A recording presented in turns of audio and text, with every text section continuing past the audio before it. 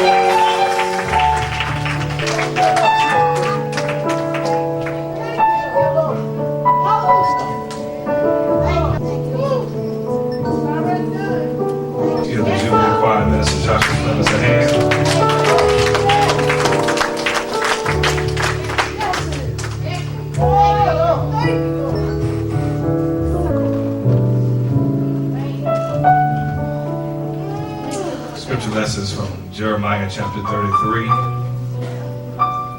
I'm going to begin reading at verse 7 through verse 9, the New Revised Standard Version.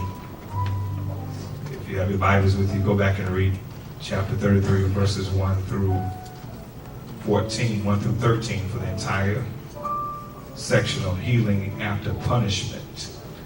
But verse 7 through 9. Our focus for today's message. Verse 7 says, I will restore the fortunes of Judah and the fortunes of Israel and rebuild them as they were at first. I will cleanse them from all the guilt of their sin against me. I will forgive all the guilt of their sin and rebellion against me. And this city shall be to me a name of joy, of praise and glory before all nations of the earth, who shall hear of all the good that I do for them. They shall fear and tremble because of all the good and prosperity I provide for them. Verse 7 says, I will restore the fortunes of Judah and the fortunes of Israel and rebuild them as they were at first. Look at your neighbor and say to them, God specializes in restoration. Shake somebody else's hand and say, God specializes in restoration. You may be seated. Everyone has experienced some type of sickness. The medical field features various types of specialists that respond to a particular medical need.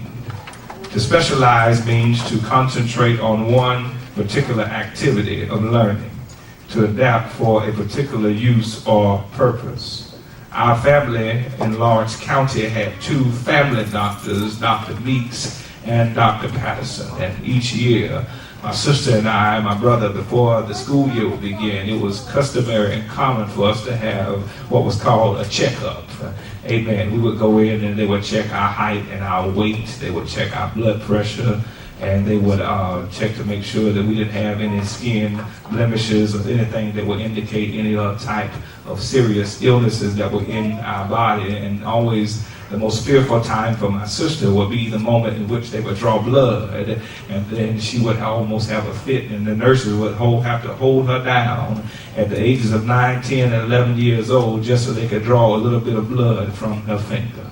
Amen. It's amazing when we have to give up some blood, how fearful we can be sometimes. Amen. And so Dr. Meeks and Dr. Patterson would sit in the room and talk with us and my mother and let her know that the height and the weight would look good, and it looks like that we were growing and developing and progressing as expected. And then he would say, I'll see you next year. So it was understood that this was just a checkup, and we were just coming in at the scheduled time as we would each and every year to see if there were any problems and any particular maintenance that was needed for the care and wellness of our body. I'm going somewhere, stay with me. But when I needed surgery to repair my broken foot in 1993, I had in the 3rd grade during a soccer game during recess, we're playing soccer with one of my classmates, and he kicked my foot instead of kicking the ball, and for unbeknownst to me, for 9 years I had a broken foot and did not even realize it until I had some x-rays done by a doctor by the name of Dr. Grizz. Dr. Grizz was an orthopedic surgeon, and he took an x-ray of my foot and discovered that I had what was called a hammer toe, and in order for this toe to be corrected, it could not be corrected by a band-aid or a particular bandage. It had to be operated on surgically, and he was qualified and certified to perform this surgery because he was an orthopedic surgeon. In other words, I could not have gone to Dr. Meeks or to Dr. Patterson, who were family doctors, to correct the problem. In order to get what was done, which needed to be done, I had to go and see the specialist. God specializes in repairing broken hearts, just as we have family doctors and orthopedic surgeons that deal with particular areas of medicine. The particular area of medicine that God deals with is dirty hands and a broken heart. Because the Bible says, who shall ascend into the hill of God? He that has clean hands and a pure heart. In order for you to go to the next level in God, in order to go where God wants you to be, you have to go see the specialist. God wants the church to understand the power of restoration. Restoration is needed because sin and rebellion are always common against God. When God's people turn away from him, restoration is needed. He gives us an opportunity to turn back to him by way of repentance of our sins and turn back to him and experience the power of forgiveness. To forgive means to pardon or to overlook, not to recognize or to say that you have not done any wrong in the sight of God, because God is a holy God and therefore he despises sin. But because he loves us so much, he's willing to look beyond our fault and pardon us and forgive us once we acknowledge that we have turned away from him. We realize it or not, we turn our backs on God in some way or another each and every day. The book of Jeremiah reveals the inner struggles of God's prophet. Jeremiah's name means God has appointed or God has exalted. And in chapter number 33, God sent his imprisoned prophet a message of encouragement. Bible scholars call chapters 30 through 33 the little book of comfort because they follow an unusual content that is anything unlike the other chapters of the book of Jeremiah, because the primary theme and message of the entire book is judgment and destruction because of rebellion against God. But in chapters 30 through 33, this was a letter to the exiles, as Bible scholars say, because of his outbursts in the temple courts and his outbursts against the temple leaders and the religious and civil leaders of Israel, and telling them that they needed to surrender unto the Chaldeans or the Babylonians, that they threw Jeremiah in jail. So while he was in jail, he became discouraged.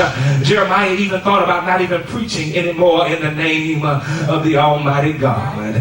Jeremiah was ready to quit, but God had sent a message to him to tell him that the word of the Lord came to him a second time while he was still confined in the court of God. And that's good news for somebody here today.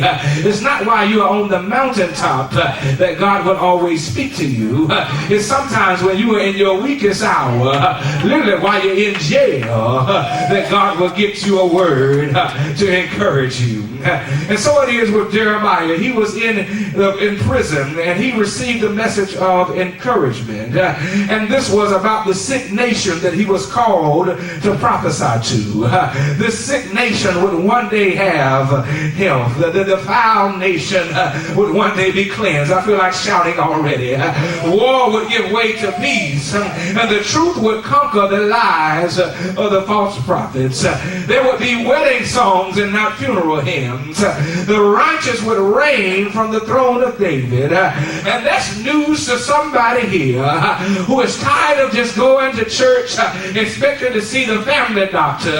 You realize that after these many years, the family doctor can't fix what you have in your body. In order to get you to the next level in God, you got to see the specialist. Tell your neighbor, say, go see the specialist.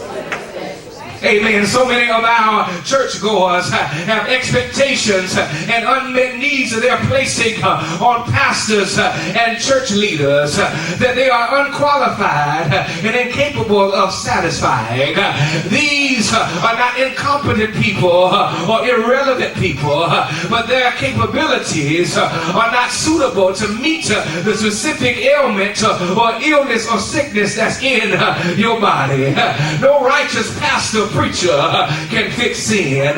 No righteous deacon or trustee can get you right with God. They are merely practitioners of the gospel, believing that God has the power to forgive sins. You need to go to the next level and come in and get an evaluation, because sometimes when the doctor sees something that he knows he can't fix, if he's a good doctor, he says, I have a card and a number for you to call. You need to go see the specialist. Sometimes if he's a good doctor, he'll recognize his own limitations and say, it's no good that I have done. Not that I could be or to become to get you to the next level in God, you have to see the specialist. Got news for you who have come to church with unmet needs and misguided expectations. Is that in order for you to get to the next level in God, you have to understand that God specializes in restoration because of his deep and steadfast love for his people. And the reason why you're so often disappointed, the reason why you're so often frustrated, the reason why you leave church going back feeling as bad as you came is because you really don't love anybody. You only love yourself. If you really love people the way God loves you, you will look beyond their faults and see their needs. How do we meet this specialist? Someone here has a pen and paper handy. They want the phone number, the address to where his office is because they're tired of going to family doctors. Because the family doctors are only saying take 2 aspirins and call me in the morning. They are insufficient in their ability to care for my sickness or my disease. I need a new number. I need a new address of somebody that can care for me. How do we meet the specialist? The first thing that we discover in our text is that in verse number 6 we read as it says, I'm going because of their wickedness. I'm going to bring it to recovery and healing. I will heal them and reveal to them abundance of prosperity and security. The first lesson is you need to remember the sickness. Touch your neighbor and say, remember the sickness. Amen. Never forget that even though you are saved, sanctified, and Holy Ghost filled, fire baptized, there's still some sin in you. Amen. You ain't Junior Jesus. You ain't the holy and righteous Lamb of God. You still got some sick things that are living in your heart. You don't believe it? Look at Jeremiah 17 as he says in verse 9 that the heart is deceitful above all things and desperately wicked. Who can understand it? In other words, Jeremiah is pointing the hopeless notion of how human beings can redeem themselves in an unright and an unjust relationship with God. In other words, without the help of God, you always gonna be sick. Without God in your life, you're always going to be sick. When we come to church just to talk about folks and turn our nose up at people, that's sick. When we come to church, look for people to give us recognition and pat us on the back for some feeble song we sang, for some lazy job we've done, that's sick. When we're coming in expecting a right man or the right woman to get us connected to God, that's sick. Verse number 6 says that I'm going to bring it to recovery and healing. And that's what we need in God's church. We don't need just recovery. We also need healing. The word healing in the Hebrew is aruka, which means recovery or repair. And I'm so glad today, brothers and sisters, that I know where I can get the healing from. I can't just get healing in placing unmet needs and unexpected expectations on the lives and the shoulders of people. I need to remember that just as I was lost deep in sin, Jesus came and took me in, and then a little light from heaven filled my soul. And I go out into the dying men and women, and I realize that they're dying for the same reason that I was dying, because Job said, man born of a woman is but a few days and full of trouble. You need to remember that all flesh is grass. You need to remember that we all are graveyard sons and daughters. You need to remember that you can be on the mountaintop today, but in the valley tomorrow. Touch your neighbor, say, remember the sickness. When you're in the hospital, you want somebody to see you, but when somebody else is in the hospital, you won't go and see them. We often forget that we are often on the receiving end of God's blessings. And when we are on the receiving end of the blessing of God, no matter what our circumstance, no matter what our situation, we should point people back to the source of our healing. God has the power to forgive sin. In other words, Jeremiah was not speaking in the first person when he said, I am going to bring recovery and healing. I will heal them and reveal to them abundance of prosperity and security. He was speaking in the prophetic voice and the prophetic office that God had told him to. He had stood as a mouthpiece for God. And if any preacher is worth his or her salt, what they will tell you is if the words that they're speaking are not their own words, but they're simply serving as a mouthpiece for the Almighty God. And what I'm trying to tell you is, if you get sick and I can't come see you, don't worry about it. If you can't get sick and the deacons can't come see you, don't worry about it. Because the source of your healing is not the pastor, it's not the deacons, it's not the trustees, it's not the ushers. Healing comes from God.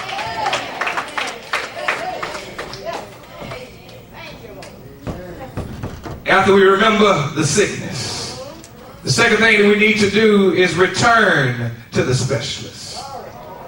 Amen. It says, I will restore the fortunes of Judah and the fortunes of Israel. I like this verse because it emphasizes the word restore. Restore in the Hebrew comes from the word shub, which means to turn back. It means to return or to answer. Remember, as we said in our introduction, that when we were children, my brother, sister, and I would go see Dr. Meeks or Dr. Patterson almost every year to make sure that we could get a checkup to see if there was anything that needed further attention.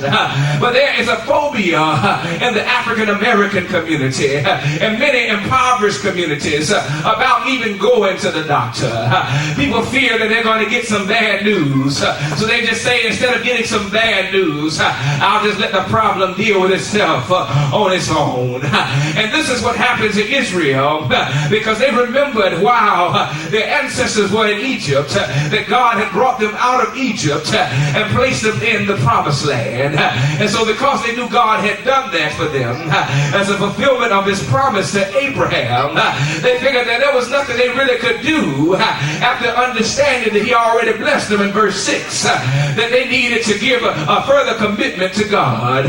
Well, when you understand that you have been forgiven by God, that is not the end of your obligation. Your healing is not the end of your obligation. When God forgives you, that's not the end of your obligation. The proof of your forgiveness and the proof of your healing is how you treat other folk. It's how you go back and share with others what God has done for you. And I say to you, brothers and sisters, just because I'm a pastor, just because I'm a father, just because I'm a husband, just because I'm a man, does not mean that I don't get sick every now and then. It does not mean that there are not some people I need to go to help me to find out what is needed to be done on my behalf in order to see God better. You need to specialize in certain areas of your life and quit taking counseling instructions from your beautician and advice from your barber and going to people who don't even know God to tell you how to get your life in order.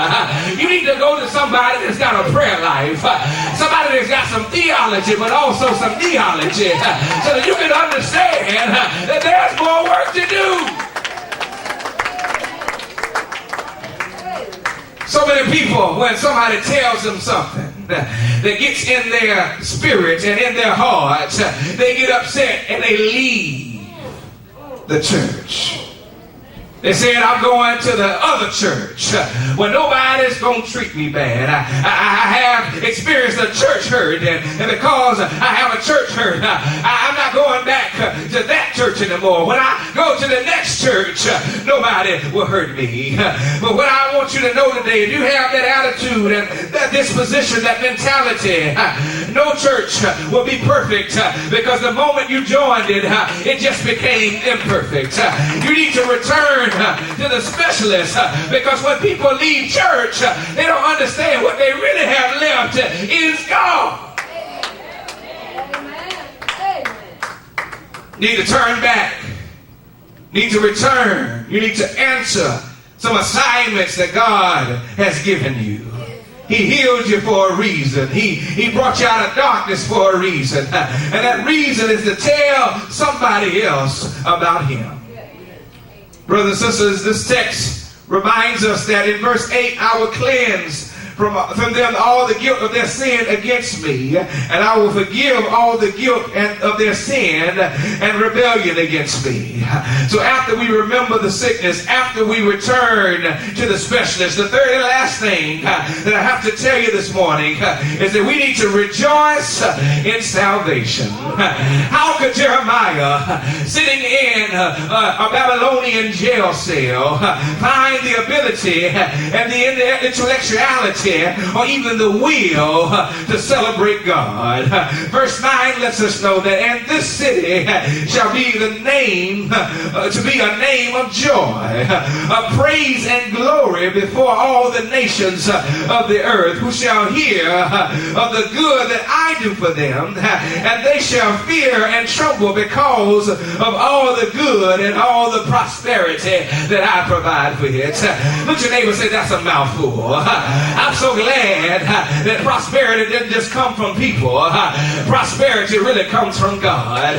So that lets me know, as a father, as a pastor, as a man, and as a husband, that no matter what situation I'm in, my blessings ain't limited to a circumstance. It's not even limited to an address, because wherever God is, that's where blessings are really going to show up. That's where prosperity comes in, and that's what the good news is about God. He didn't save you just so you can be saved and forget about it. He saved you so that you can look back every now and again and look at your life of what it was like before you ever met him, and how sick you were, and how in need of care you were. And when you found him, you really could understand how to rejoice. I'm so glad that this verse lets us know where our help comes from. It says, and this city shall be to me a name of joy, a praise and a glory before all nations of the earth, who shall hear of the good that I do for them, and they shall fear and tremble because of all the good and the prosperity that I provide for it. That word prosperity means completeness. It means soundness. It means peace. And the Bible tells us that he will keep us in perfect peace as long as our mind stayed on thee. Verse 1 through 9 gives us a glimpse into the heart of the great preacher by the name of Jeremiah. During the final days of the siege of Jerusalem, Jeremiah was convinced that all of the suffering and the severity of the judgment had been caused by the sins of the people. Moreover, he was certain that through God's face, even though it was hidden, now he would ultimately show his face, and he would save his people. There ought to be having somebody on their feet right there, because when I'm in trouble, I realize if the people around me really can't help me, the people around me are really serving their purpose, is that when I'm in trouble, I don't look to the people. I do what David said. I look to the hills, for whence cometh my help. All of my help comes from God. And when I got God, I got salvation. I got joy. Joy unspeakable. Joy unthinkable. Anybody here got joy? Not only is there joy, when God's people are in a right relationship. But there's also a sense of security, freedom from fear. For the Bible says God has not given us the spirit of fear, but of power, love, and a sound mind. Is there anybody here that came in here with a new right mind? Said it's only because of him that when I was on my sick bed that I can stand here today. Anybody been sick? He said it was him that healed me. He picked me up and turned me around, placed my feet on solid ground. God is a healer. God is a helper. But most of all, he's holy. Anybody here know we serve a holy God? Holy, holy, holy. Lord God Almighty. Early in the morning, our songs shall rise to thee. I'm so glad that I know I'm saved. I know who brought me out. I know who delivered me. And because he brought me out, I can have joy. Anybody got joy? If you got joy, wave your hand and say yeah. Say yeah. Say yeah. Oh yeah.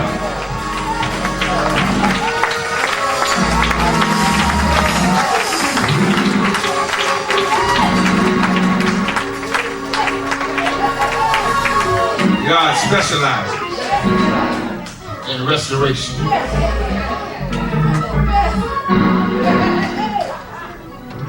I don't know about you today. I haven't given up on the family doctors. But there's some problems I have the family doctor can't fix.